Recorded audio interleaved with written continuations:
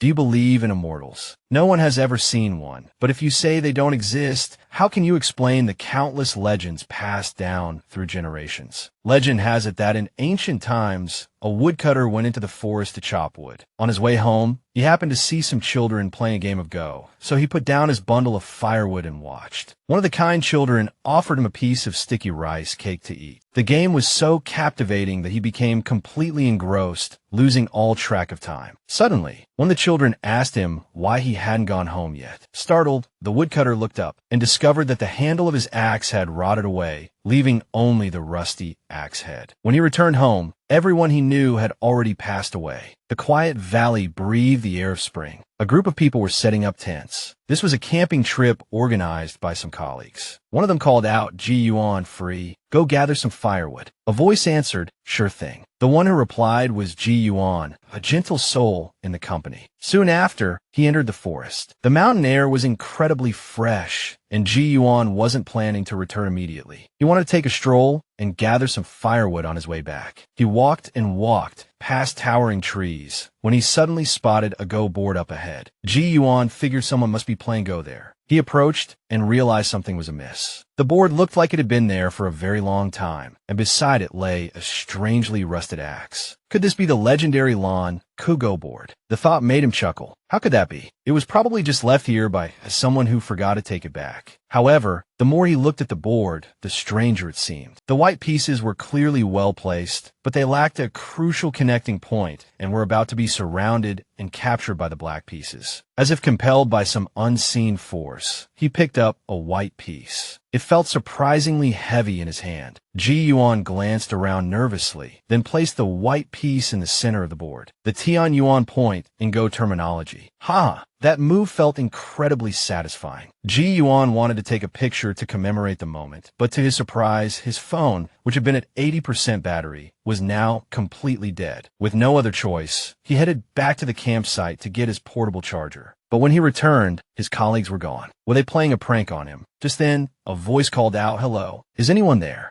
Ji Yuan turned to see two police officers. He hurried towards them and asked if they had seen anyone camping nearby. They looked at him with surprise, as if he had appeared out of thin air, and instinctively replied that no one had been camping there recently. Everyone was busy searching for a missing person. This made Ji Yuan's heart jump. A missing person in the mountains. He asked. They told him the person had been missing for half a month, a young man named Ji Yuan. Ji Yuan froze. Missing? Half a month. His first reaction was disbelief, but then a chilling unease crept over him. Before he could speak, a wave of dizziness washed over him, draining his strength and sending him collapsing to the ground. On the way to the hospital, his body visibly withered. Lying in a hospital bed, he was still thinking, how did I become the missing person? Could it be because of that move? Could the stories my grandfather told me be true? But his eyelids grew heavier and heavier. He vaguely heard voices. The patient is severely dehydrated, vital signs absent. Such a pity, only 24 years old. Elsewhere, Ji Yuan's first sensation upon waking was an inability to speak, to see, or even to move. His mind was a whirl of dizziness, and any coherent thought was assaulted by needle-like pains that stabbed throughout his body. At this moment, he had only one thought. Someone come, anyone. In his anxious unease, he didn't know how much time had passed. Then, accompanied by a clap of thunder, he seemed to be able to hear clearly. He thought to himself, is it raining? Ji Yuan discovered his hearing had become incredibly acute. The various chirps and calls of insects and birds became unusually distinct. Listening to the falling rain, it was as if all of creation was being painted anew. It was a truly wondrous sensation. Although he couldn't see, he could hear. Ji Yuan couldn't believe that before losing consciousness, he had been lying in a hospital bed, but now he had awakened as a cripple, unable to move or see. In the depths of despair, his body seemed to clear, and though he still couldn't see, his hearing became exceptionally sharp. He realized he was still in the mountains, lying inside a dilapidated temple. But hadn't he met the police and been taken to the hospital? And hadn't the doctor said he was dead? Now, he was clearly still alive. That's right, that Go board, that strange Go board must have something to do with this. At this moment, he finally heard the sounds he had been longing for. Through the mountain rain, a group of people wearing straw raincoats and carrying baskets on their backs were approaching the dilapidated temple. One of them said, "Hurry up, everyone, the mountain god temple is just ahead. Let's go in and take shelter from the rain. The man leading the group was Zhang Shilin. He wiped the rainwater from his face and told everyone to put down their goods. Then, after starting a fire to warm themselves, he sighed. It's a good thing there's this mountain god temple. If it ever collapses, Nyokaway Mountain will lose a good resting place. Suddenly, he noticed someone lying on the ground. Helping the person sit up, he realized it was a beggar, and his forehead was burning hot. One of the others said, "Brother Shilin, in this wilderness, it looks like this beggar won't last much longer." Ji Yuan thought to himself, "Are you people crazy? Why aren't you calling an ambulance?" If only he could speak. Ji Yuan just wanted to scream. Zhang Shilin sighed. "There's nothing else we can do. We'll give him some hot water later and see if he can drink it." Ji Yuan thought again. The clothes they're wearing, the way they're talking, something feels off. These people's reactions were completely different from what Ji Yuan expected, leaving him both shocked and terrified. The water in the pot gradually heated, beginning to bubble. The men sat huddled together. One of them asked, "Brother Shilin, back in town, I heard that Nyokaway Mountain hasn't been peaceful lately. With such heavy rain, should we stay in the mountains for the night?" Zhang Shilin replied, "It's all right. This beggar has been here for a while, and he's fine. There are so many of us. What's there to be afraid of? Even if a tiger comes, we could drive it away." Little Dong seemed a bit scared, telling everyone not to frighten each other. Unexpectedly, Zhang Shilin continued, "This forest stretches for 200 miles. It's normal to have a few tigers around. What's more, I've heard that Nyokaway Mountain might even have demons." Ji Yuan was filled with questions. What are these people talking about? Tigers? Demons? It's like something out of ancient times. At this moment, Zhang Shilin brought over the hot water, saying as he helped Ji Yuan drink, "This is all we can do. Give him some water." The water trickled from the corner of Ji Yuan's mouth, but a good amount also flowed down his throat. The sweet, refreshing liquid soothed his parched throat, and he immediately felt much better. Little Dong came closer and asked, "Brother Shilin, how is this beggar?" Zhang Shilin replied, "He's very weak. I'm afraid he won't last much longer." From their conversation, Ji Yuan knew that he had definitely time traveled. This seemed to be a backward era with backward medical practices. The resulting tension and unease were so strong that they made Ji Yuan's mind reel. Little Dong went to the door and discovered that the rain had stopped. Zhang Shilin looked outside. Seeing how dark it was, he decided that traveling at night would be too dangerous and that they should stay in the temple for the night. Just then, a figure appeared outside the door. "Gentlemen, it's fortunate to have run into you all." Everyone inside hurriedly looked out and saw that the person outside the door was a scholar. He had gone in the mountains for a stroll during the day, but had gotten lost and encountered the heavy rain. By the time the rain stopped, it was pitch black. Fortunately, he saw the firelight here and made his way over. He added that even if they were mountain bandits, he'd rather lose some money and hope they could take him with them when they descended the mountain, as he didn't dare stay in the mountains alone. Zhang Shilin laughed loudly and said, "We're not mountain bandits. It's all right. Come in and warm yourself." Ji Yuan heard the commotion and knew that there was another person in the temple, but he hadn't heard the scholar's footsteps before. How had he appeared so suddenly? It seemed the scholar was definitely suspicious. Ji Yuan closed his eyes and thought to himself, "Just now, I heard them talking about demons in the mountains. Now, in this desolate and remote place, a scholar of unknown origin suddenly appears. No matter how I think about it, this isn't normal." On the other side, the merchants were asking the scholar his name and where he lived. It turned out that the scholar's name was Lu Xing, and he lived in the town at the foot of the mountain. He was a student of the Song Academy in Dushing Prefecture. Hearing that he was a scholar, Zhang Shilin suddenly understood his refined demeanor and invited him to eat and drink. Ji Yuan, lying nearby, saw through everything. This scholar is a good actor. If it weren't for my exceptional hearing, I would have believed him. However, the fact that he needs to put on an act shows that he's not a cold-blooded killer, and he hasn't discovered me. At this moment,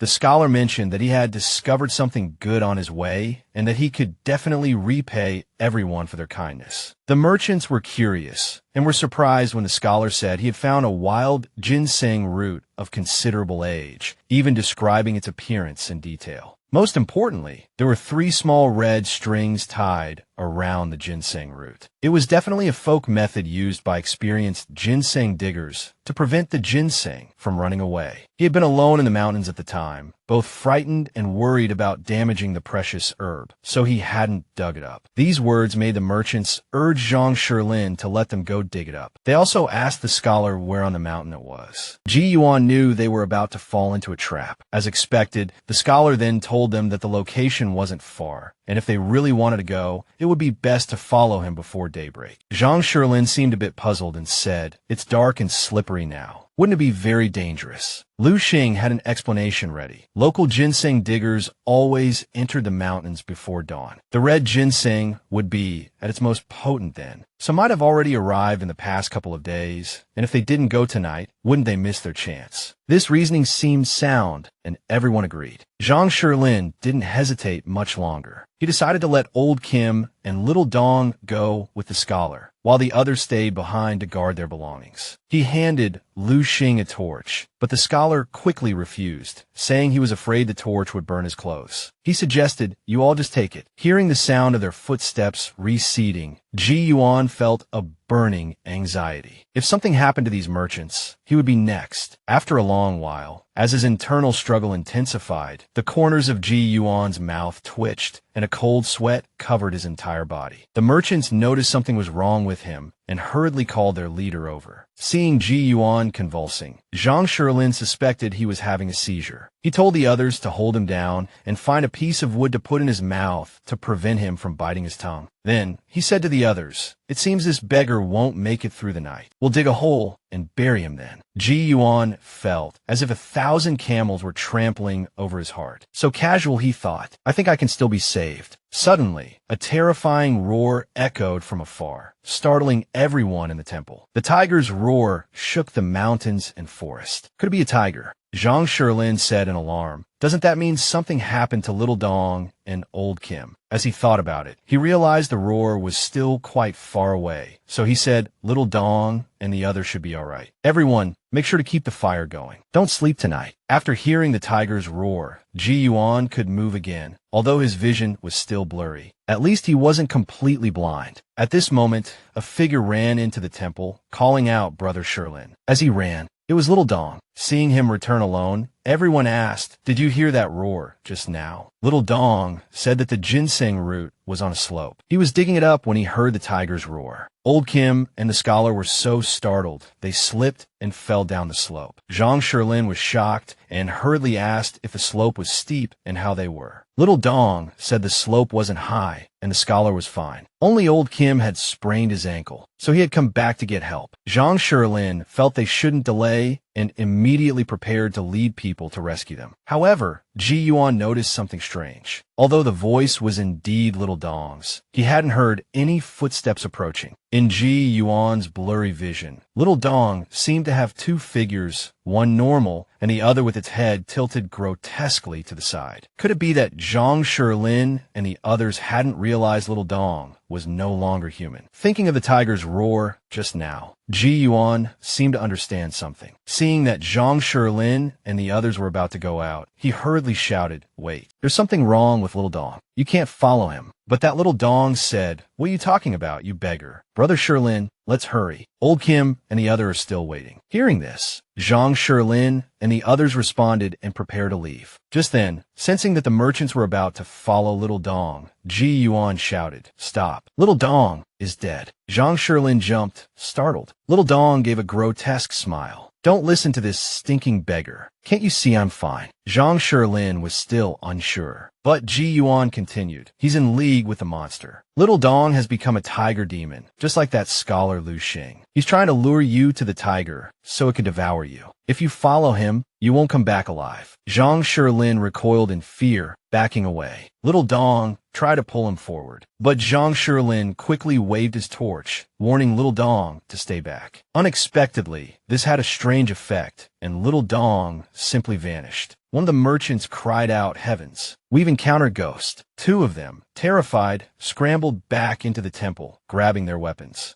Zhang Shilin wanted to ask Ji Yuan something, but Ji Yuan, as if hearing something, told him to be quiet. "It's coming," he warned. As expected, steady Powerful footsteps echoed nearby. Ji Yuan knew it had arrived, though he wasn't sure if it was an ordinary tiger or a tiger demon. The tiger outside roared again, and the men in the temple collapsed to the ground in terror. Ji Yuan knew, judging by this and the previous demon, that this was no ordinary tiger. With these weaklings, he thought, and a cripple like me, we're doomed even against a regular tiger, let alone a demon. To his surprise, the tiger outside spoke in a human voice. We have no quarrel. I haven't even entered the mountain god temple. Why are you helping them? Ji Yuan hadn't expected it to be a tiger demon, and it seemed to think there was a powerful expert inside. Figuring he was going to die anyway, he decided to gamble. Projecting his voice with surprising strength, he replied, precisely because we have no quarrel, I ignored that demonic scholar. But Zhang Shilin gave me warm water, a kindness I won't forget. I won't let him die like this. Silence reigned outside for a long moment, as if the tiger was considering something. Then it asked, although I've never seen you, I've known you've been here for a month, your deathly aura growing stronger. Why are you now brimming with vitality? Ji Yuan thought quickly. This beggar must have been someone special before he died, he concluded. But because I've transmigrated into him, reviving him, the tiger demon is naturally suspicious. I'll use this to scare it and save our lives. He gave a faint smile. It's nothing I can't speak of. I knew I was dying, waiting here for the end. I never expected to experience rebirth. The tiger seemed thunderstruck. Rebirth was easily said, but hardly achieved. Moreover, it had witnessed the lightning that day. Its source had been right here. This beggar, reborn on the verge of death, must possess profound cultivation. The tiger itself had endured arduous training to achieve its form. This was a once-in-a-millennium opportunity to seek guidance. Suppressing its anxiety, it asked, Master, what do you think of my cultivation? I've cultivated in these mountains for over a century, exhausting all methods, but I've reached an impasse. Could you offer some guidance?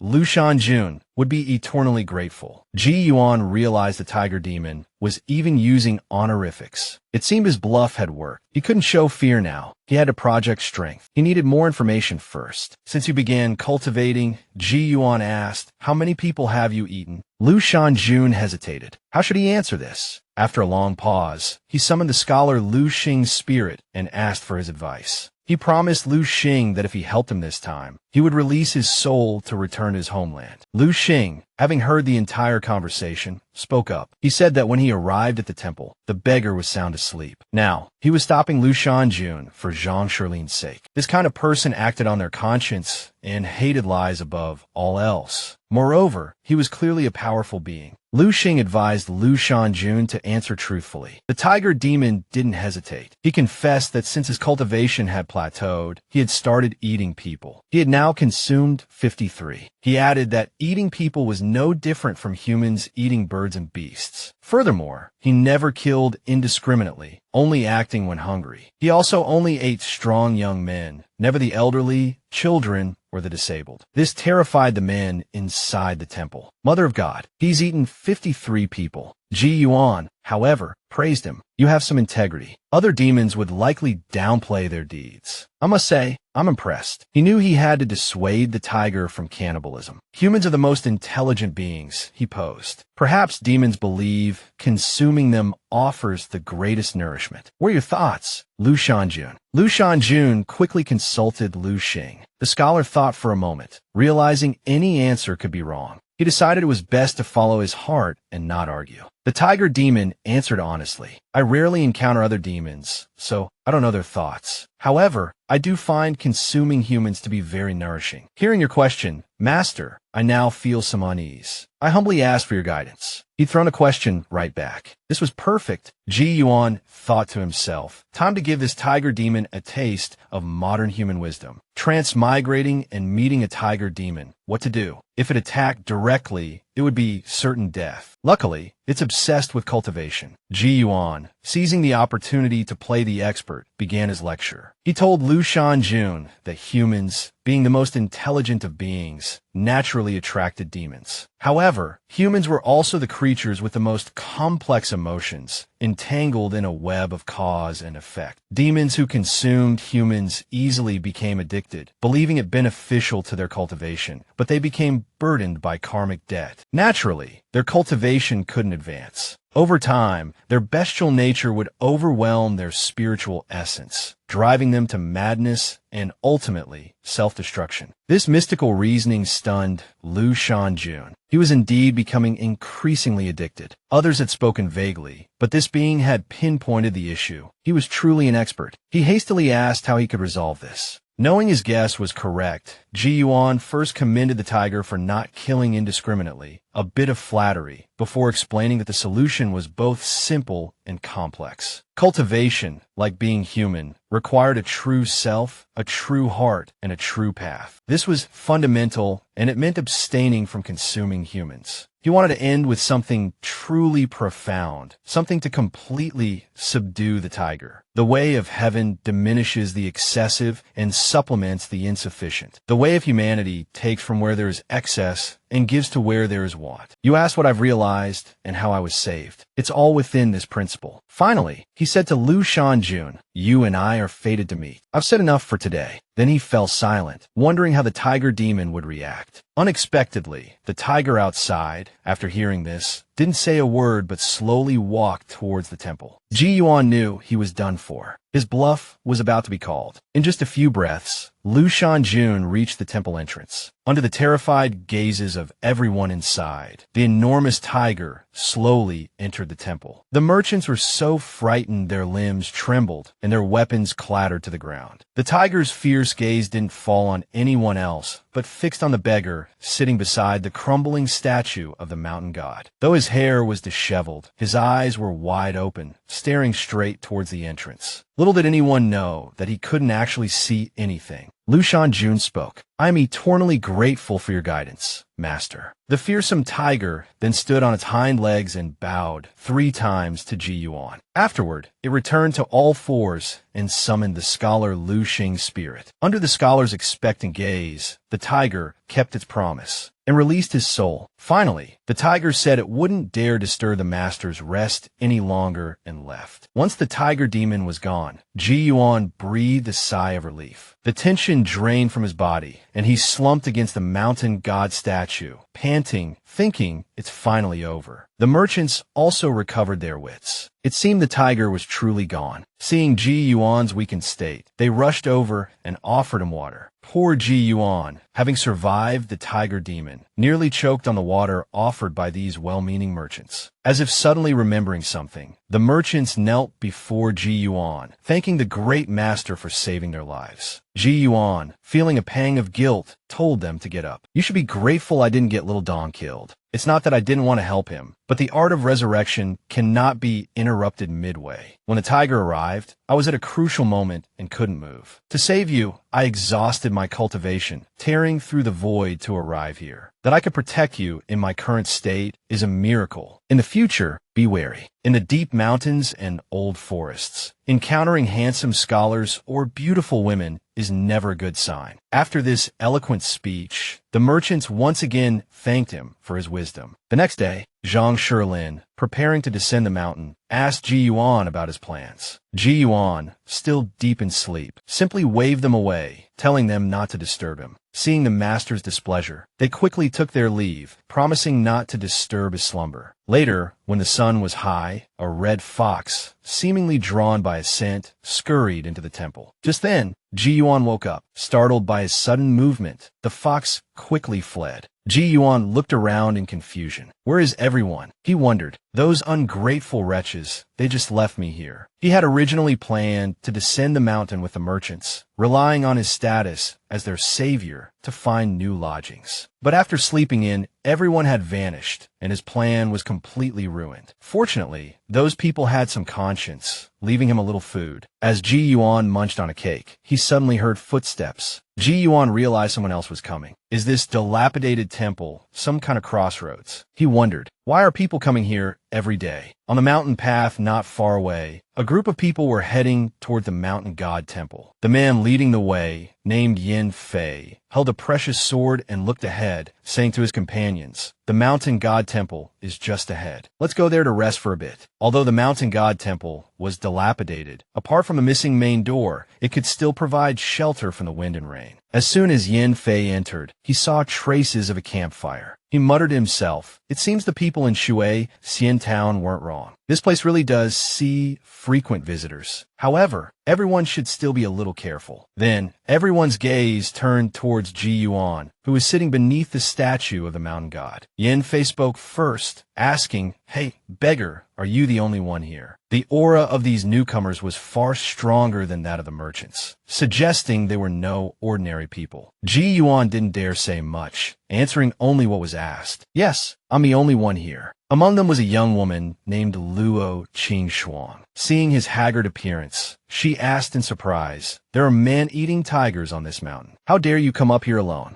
Ji Yuan was hoping they might take him down the mountain, so he played up his plight. "I overslept, and the people I was with have all left. My eyes aren't good, and even if I knew there were tigers, without help, it would be difficult for me to get down the mountain alone." Seeing this, the man named Lu Chengfeng laughed loudly and said, "Consider yourself lucky to have run into us. After I deal with that man-eating tiger, I'll take you down a mountain with us." These words, which had initially brought Ji Yuan joy, now startled him. Could that fierce tiger they're talking about be Lu Shanjun? He hurriedly asked them why they had come up the mountain. It turned out these people had heard that there was a man-eating tiger on the mountain, and even the government officials couldn't do anything about it. So they had accepted the notice from the county magistrate and come to Shui Xian Town to eliminate this threat for the people. Ji Yuan was stunned. His first thought was, are these people looking for death? So, I guess those sacks contain live pigs and sheep. He observed them. They don't look too bad. I'll observe a bit more. What if they actually have the ability to subdue Lu Shanjun? At this moment, the group sat down together to discuss their plans. The townspeople say this tiger trouble has been going on for quite a while now, and it's already eaten quite a few people. But the townspeople's rumors about being terrorized are really quite laughable, utterly absurd. Isn't this beggar still wandering around on the mountain? Hearing this, Ji Yuan sighed. There really is a demon on this mountain. He then coughed to get their attention, praising their bravery before saying, "But going into battle and killing the enemy requires careful planning, and the same is true for eliminating harm for the people. I wonder if you esteemed knights have a plan." Yin Fei, seeing his eloquent speech, felt he was no ordinary beggar. He honestly replied, "We've heard that the man-eating tiger usually appears at night. We plan to use livestock as bait in the mountains, and when the tiger appears, we'll attack it together." Ji Yuan was dumbfounded. So, they planned to confront it head-on. They seemed so confident. Aren't they just walking into their deaths? I have to dissuade them, but I can't provoke them. He then asked, what if the tiger on this mountain isn't an ordinary tiger, but a demon that has attained sentience? Are you still confident? Everyone began to discuss amongst themselves. It seemed the people of Shui Xian Town had also mentioned something similar. Lu Chengfeng angrily snapped, "Hey beggar, stop your superstitious nonsense." Ji Yuan sighed helplessly. "I know my words carry little weight, and offering unsolicited advice is often met with disdain. But I've observed you all for some time now, and I see a righteous spirit in you. You are people capable of achieving great things for the common good, and you shouldn't throw your lives away here. That's why I couldn't help but speak up. When advising others,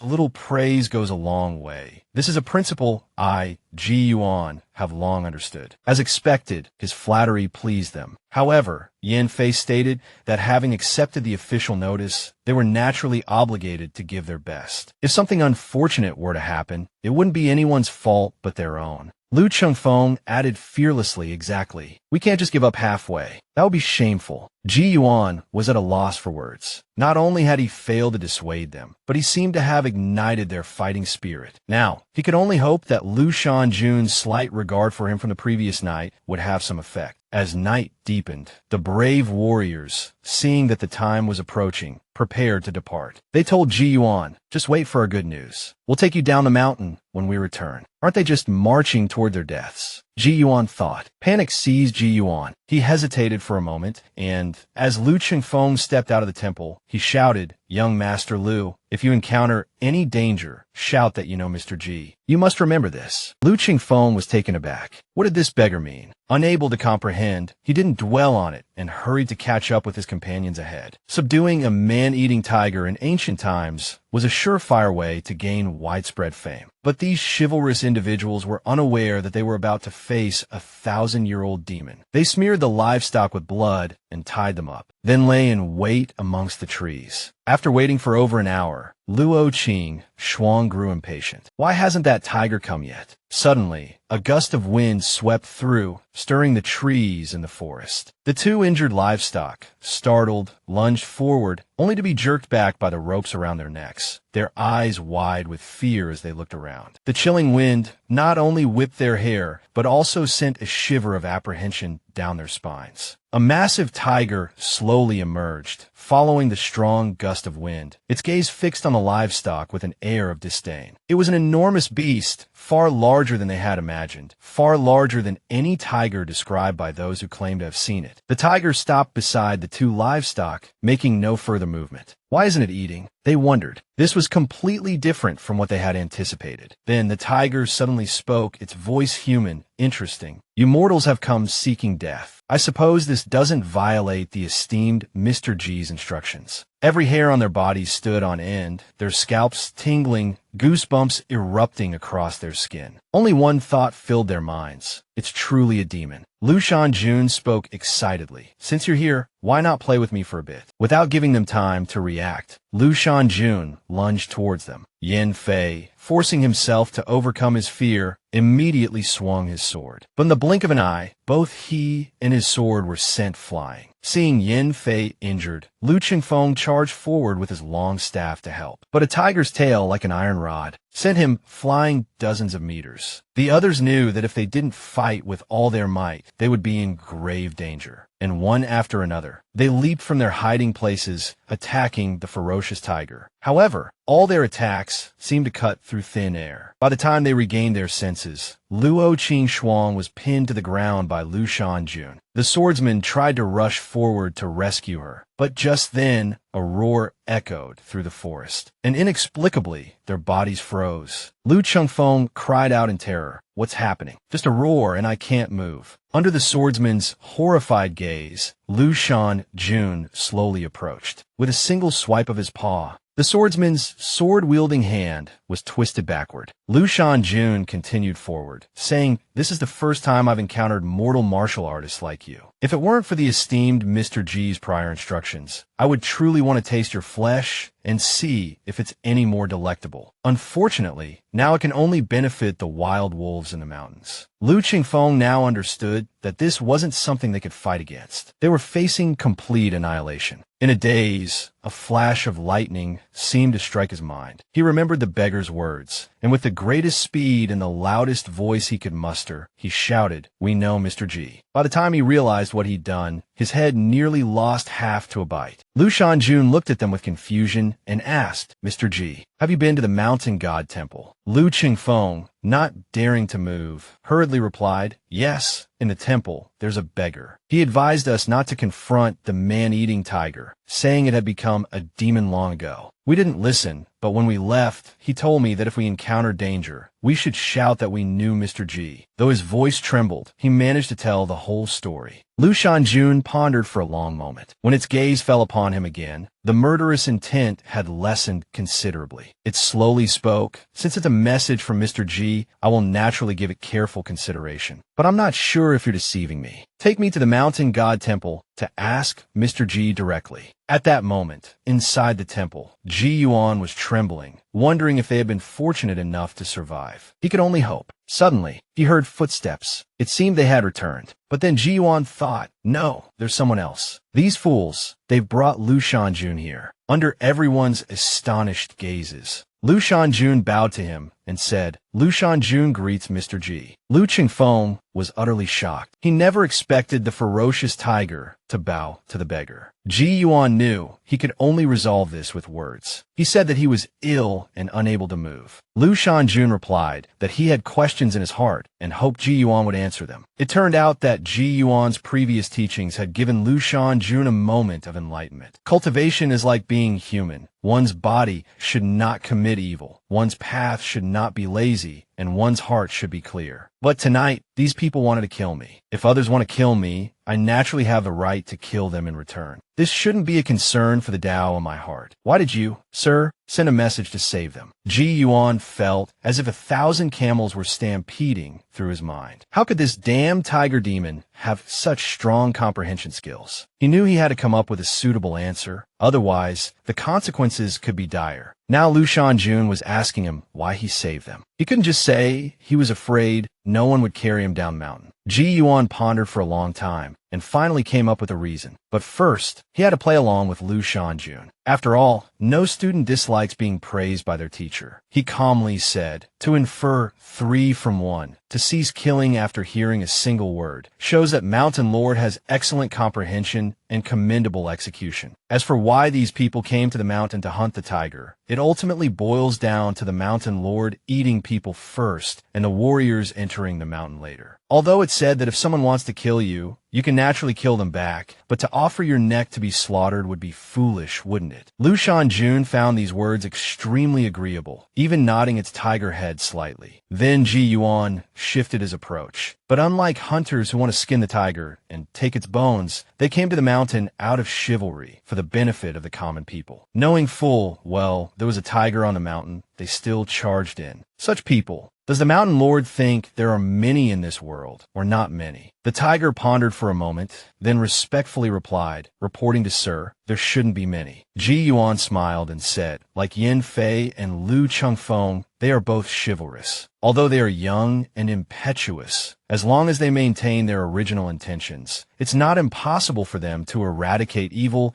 and uphold justice in the Jianghu in the future. The Mountain Lord killing them is naturally not wrong, but the world would lose a few righteous individuals. I know that although their martial arts are solid, they are mere child's play in front of the Mountain Lord, so I sent a message, hoping the Mountain Lord would show mercy. The tiger demon remained silent. Ji Yuan, fearing it would overthink, quickly added, but his tone remained unhurried, even carrying a hint of a threat. I have an interesting pact to propose to the Mountain Lord. I wonder if the Mountain Lord would give me face. Lu Shanjun readily urged Ji Yuan to continue. Ji Yuan glanced at Yin Fei and the others and said, the righteous act of these 8 people today doesn't guarantee their future conduct. Mountain Lord, why not act as a witness? 10 years from now, if any of these people commit evil and cause chaos, the Mountain Lord can act on behalf of heaven and devour them. Killing them then wouldn't be against the heavenly Tao. If any of them truly live up to the title of chivalrous heroes, the Mountain Lord's actions today will be enough to atone for past sins and will be considered a boundless meritorious deed, a true act of a clear heart and enlightened mind. Hearing these words, Lu Shanjun's eyes brightened. The doubts in its heart suddenly resolved. It couldn't help but think, does Mr. G's meaning imply that I, Lu Shanjun, have hope of transforming into human form? Otherwise, how could I walk among humans and fulfill this pact? Lu Shanjun pondered Ji Yuan's words again. Cultivation is like being human, with an upright body, an upright heart, and an upright Tao. The way of heaven is to damage what is excessive and replenish what is insufficient. The way of humans is to damage what is insufficient and accept what is excessive. It suddenly dawned on him. Mr. G mentioning these 8 people is less about them and more about using them to grant me an opportunity to help me understand the Tao. The tiger, moved and respectful, bowed towards the temple once more, thanking Ji Yuan for his guidance. Then, it turned to Lu Chengfeng and the others, asking if they needed it to escort them down the mountain. The stunned group snapped back to reality, hastily declining the offer, saying they could manage on their own. Ji Yuan also quickly chimed in, saying that he needed to accompany them, and it would be better for Lu Shanjun to return on its own. After all, humans held deep prejudices against demons, and it was best for it to cultivate in the mountains. Just as Lu Shanjun was about to take its leave, an idea struck it. Although I have nothing to offer as repayment, sir, it said, I can help these young heroes save some face. It told them that after descending the mountain, they could tell everyone that the fierce tiger had been slain, and travelers would no longer need to fear Nyokoe Mountain. Having said this, Lu Shanjun suddenly coughed and regurgitated a large white tiger pelt, the fur and blood looking freshly stripped. Then with a whoosh it vanished. Only after Lu Shanjun was long gone did the group, feeling as if they had just emerged from a bath, collapse weakly onto the ground. Ji Yuan sighed in relief. Good heavens, I finally pulled it off. But after relaxing,